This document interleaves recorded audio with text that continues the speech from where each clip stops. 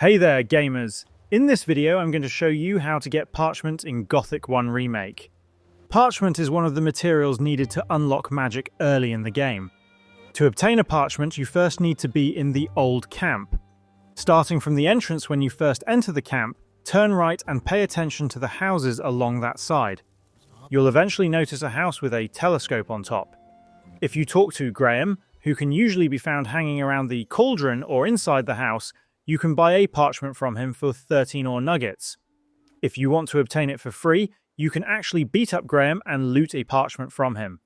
However, at this point in the game, you'll probably already have enough ore from selling the junk materials you picked up on your way to the camp. If you're planning to unlock magic early, try collecting the other required materials beforehand so you can turn everything in at once. And that's how to get Parchment in Gothic 1 Remake.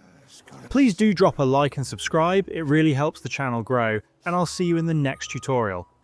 Thank you so much for watching.